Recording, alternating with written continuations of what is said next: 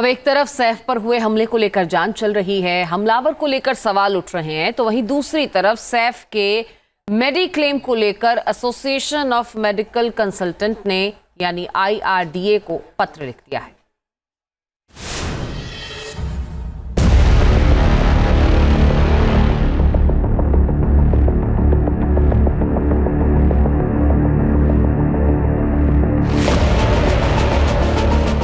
जनवरी की रात 2:30 पर हमला हुआ।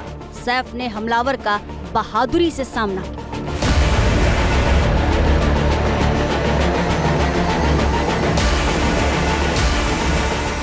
16 जनवरी की सुबह 4:11 पर सैफ लीलावती अस्पताल में एडमिट हुए।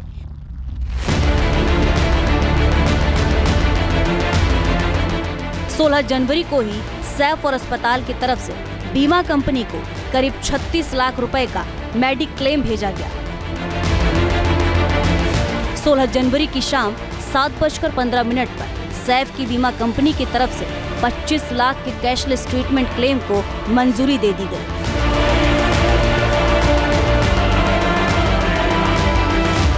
सवाल पहला, क्या आम आदमी का बीमा क्लियरेंस भी इतनी ही तेजी से होता है?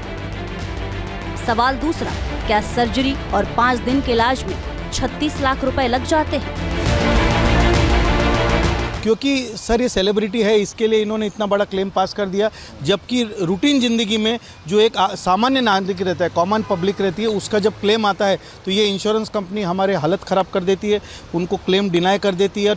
अभी यही पेशेंट अगर समझो एक नॉर्मल इंसान होता था और हमारे हॉस्पिटल में एडमिट होता था तो ये इंश्योरेंस कंपनी बोलती थी इसको भर्ती करने की ज़रूरत नहीं है, आप क्लेम तो दूर की बात है।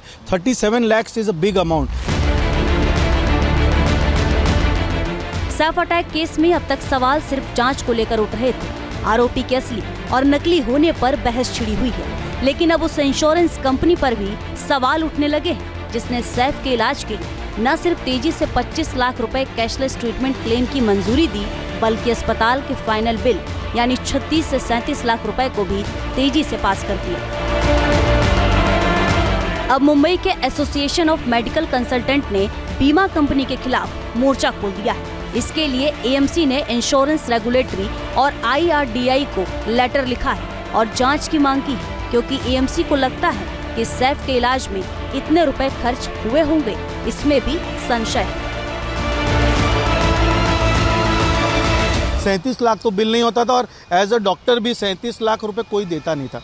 आप समझे क्या? अगर आपका समझिए भूल जाइए इंश्योरेंस कंपनी ने है, हाँ इंश्योरेंस कंपनी नहीं है तो 37 लाख। आज बाईपास आप करने को जाओगे तो 5 लाख रुपए में अच्छे से अच्छे हॉस्पिटल में या 10 लाख में बाईपास हो जाता है। तो आपका बोलने का मतलब है कि ये ऑपरेशन जो हुआ है वो बाईपास से भी ऊपर है, पूरा ब्रेन ही चेंज कर दिया, ट्रांसप्लांट कर दिया। आज लीवर ट्रांसप्लांट का इंडिया में 30 से 35 लाख रुपए का खर्चा है। तो इंश्योरेंस कंपनी का ऐसा बोलना है कि ये जो सैफ अली खान जी का जो ऑपरेशन हुआ है वो डॉक्टर ने तो जाने दो, अस्पताल वालों ने लीवर ट्रांसप्लांट से भी बड़ा ऑपरेशन कर दिया है। ये एक बहुत शर्मनाक बात है। इसके अंदर जो अस्पताल वालों भी, जो बड़े अस्पताल वाले, जो भी अस्पताल वाले हम इसमें लूटपाट मचाते हैं, हमारा एसोसिएशन कभी उनका साथ देगा नहीं। एसोसिएशन का कहना है, ऐसा लगता है कि सैफ एक सेलिब्रिटी है, इसलिए उनके प्रति कंपनी ने स्पेशल ट्रीटमेंट किया, जबकि आम पॉलिसी धारकों के साथ ऐसा सलूक नहीं किया जाता। उनका तो बड़े से बड़े क्लेम को भी पास होने में कई दिनों का वक्त लगता है या फिर रिजेक्ट कर दिया जाता है। मेन कंसर्न ये है कि आप इस तरह से इतने बड़े जो क्लेम दे रहे हैं जो कि जस्टिफाइबल नहीं है, और जो जस्टिफाइबल क्लेम है वहाँ पे आप क्लेम ही नहीं दे रहे, पैसा ही नहीं दे रहे। आज इंश्योरेंस कंपनी जब हमारे साथ MOU साइन करती है तो उसके अंदर 15 दिन के अंदर पेमेंट करना है। ज़्यादातर अस्पतालों में ये पेमेंट 3-3 महीने 4-4 महीने में, कुछ इंश्योरेंस कंपनी है जो टाइम टू टाइम पेमेंट देती है, जो कि 8 दिन 15 दिन में देती है। अब ये इंश्योरेंस कंपनी हमको क्या बोलती है, ज़्यादातर इंश्योरेंस कंपनी, आपको जल्दी पेमेंट चाहिए ना, इसके लिए हमको 5% और 10% डिस्काउंट दो। मतलब ये छोटे अस्पताल वालों को, जो भी डॉक्टर है उसकी कोई सीनियरिटी के देखते नहीं वो लोग, अस्पताल में क्या फैसिलिटीज़ अवेलेबल है क्या नहीं है। इनका कोशिश ये रहता है कि छोटे अस्पतालों के डॉक्टर्स को निचोड़ें और वहाँ पे पेशेंट को कम से कम पैसे में उनका इलाज हो।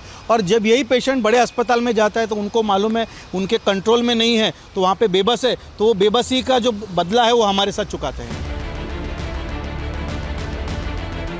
AMC को लगता है कि इसका खामियाजा आम आदमी को भुगतना पड़ेगा। उनकी प्रीमियम राशि में इजाफा हो जाएगा और आखिर में जब ट्रीटमेंट की बारी आएगी तो बीमा कंपनी उसे या तो लटकाए रखेगी या फिर क्लेम राशि में कटौती कर देगी या फिर उसे रिजेक्ट कर देगी। इसलिए रेगुलेटरी से कुछ मांग भी है। हमने IRDA के थ्रू जनरल इंश्योरेंस काउंसिल के थ्रू भी हमने बहुत सारी मीटिंग्स ली और हमारा ये डिमांड है उनसे कि जितने भी अस्पताल है, रजिस्टर्ड अस्पताल है इंडिया में, उन सबको बाय डिफ़ॉल्ट कैशलेस बेनिफिट देने को मिलना चाहिए और जो भी चार्जेस है वो रीजनेबल होने चाहिए। ऐसा नहीं है कि वो अस्पताल वाले को, अब प्रॉब्लम क्या है, आज आप मेरे पास आ रहे हो बिना इंश्योरेंस के, कैश में मैं आपसे जो पैसा ले रहा हूँ उससे कम में आप उधारी में मुझसे पैसा मांग रहे हो, उसके ऊपर फिर 10% डिस्काउंट मांग रहे हो। तो ये नहीं होना चाहिए। सब अस्पतालों को बेनिफिट मिलना चाहिए क्योंकि वो लोग ने सरकारी की जो भी मान्यता है वो सब पूरी की है। बहरहाल बीमा कंपनी की इस पर कोई प्रतिक्रिया नहीं आई है, लेकिन मुंबई में 14,000 डॉक्टरों के इस एसोसिएशन को लगता है कि इस मामले की जांच होनी चाहिए ताकि इसका खामियाजा आम आदमी को ना भुगतना पड़े। Pankaj Mishra, team news nation, Mumbai. News nation अब व्हाट्सएप पर खबरों के ताजा अपडेट के लिए न्यूज नेशन के इस QR कोड को स्कैन करें।